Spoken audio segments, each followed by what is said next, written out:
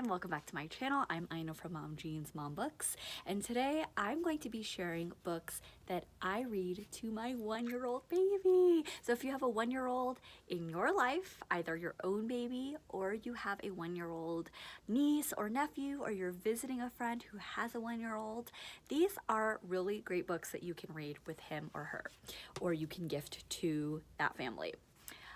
I want to start by saying that these are books that or types of books, or books that I look for babies that maybe aren't exactly 1-year-old. You can read these to babies who are younger than 1 or even older than 1. The point is, it's that age group of they're not quite talking, you're introducing them to literacy, you want to build that routine, you want to build that love and that relationship with books, and here's how you do it. I'll start by saying that these books are not ones that I own, that I have necessarily read over and over and over again with my child, but I'll show you what I look for when I'm shopping for books or when I'm picking out books at the library for my 1-year-old daughter. And again, I have 3 kids, they're 6, 4, and 1, and this is the same technique I've used with all of them. Or when I visited my nieces and my nephew, or I visited friends, these are the types of books that I bring over because I know that whether or not your family owns a bunch of books or your family loves reading, these are hits with babies because of certain elements and certain things about them. So the first thing I want to start with is when I pick out a book, these are called board books. You hear them, they make loud sound because they are literally made from, each page is cardboard. That's why they're called board books. That way if they're chewed or they're dropped on the floor or thrown across the room, they're not going to get damaged by a baby who doesn't know any better. So these are always great with any family because then they don't have to feel bad that their baby is ripping through a book and then they can't ever use it again. And then they say, why do I bother? My kid is just gonna rip this up or eat the pages. These are safe.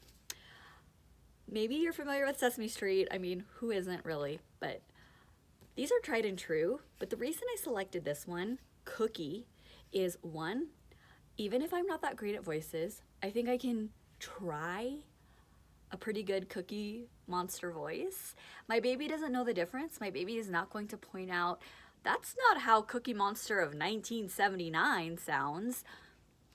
I can do a fun voice that will make her giggle, that will make her realize we're doing something different. We're using our imagination. I'm not talking to you in my mom voice. I'm talking to you in the voice of a very special character.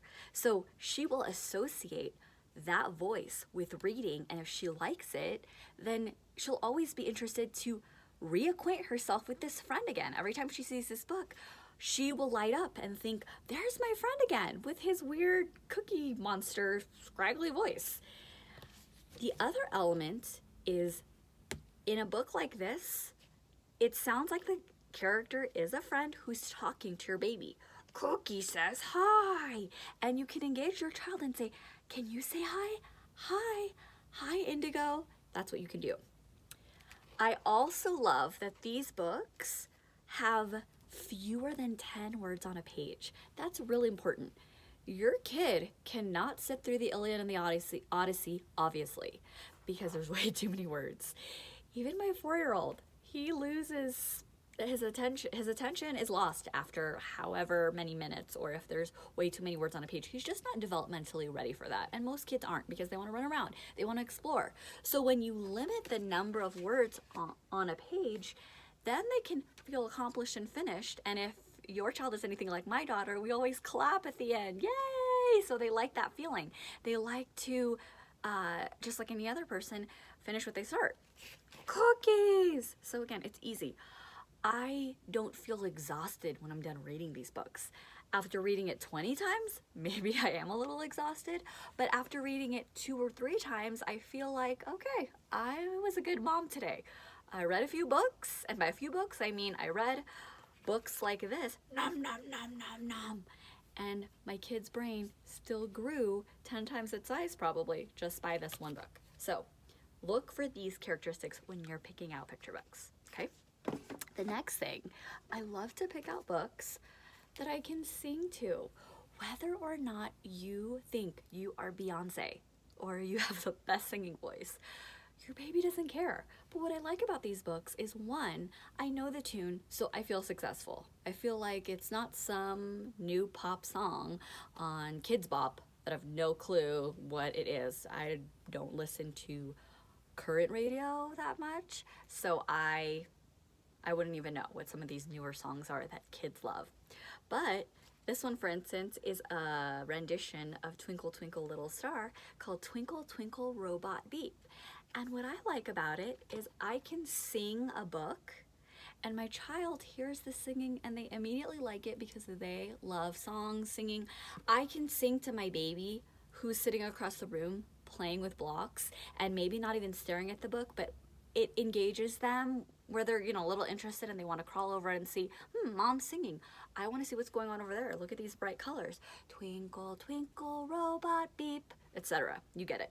So I like books that I can sing because then my baby is just like, whoa, that's different. And they start to familiarize themselves with songs, and that helps their brain as well, as you know.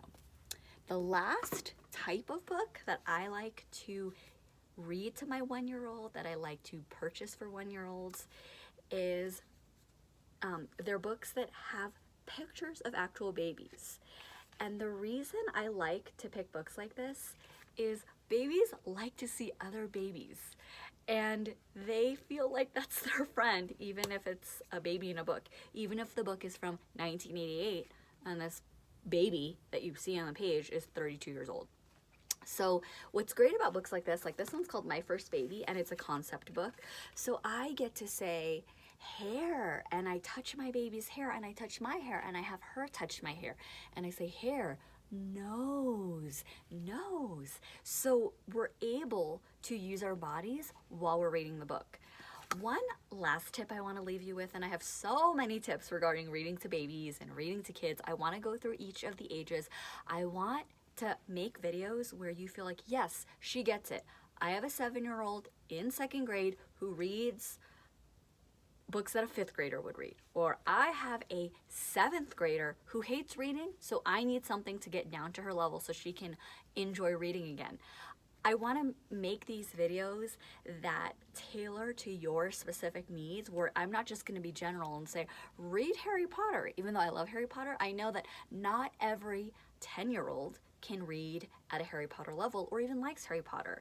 Some families, they're over Dr. Seuss, so they want more ideas.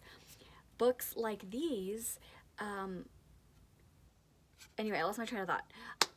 The point I'm making is, it's okay if you just read 2 or 3 pages, or if you even read 1 page and that's a start, because you, again, are developing that love for reading. You're developing that relationship with books.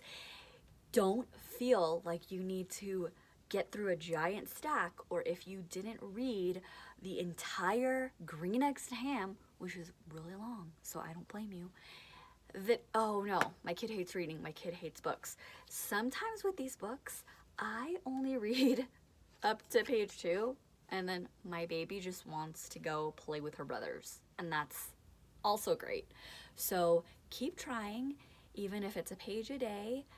That is making a huge difference. I hope that inspired you to go to your library or go on Amazon or go to wherever it is that you buy your books and get started today.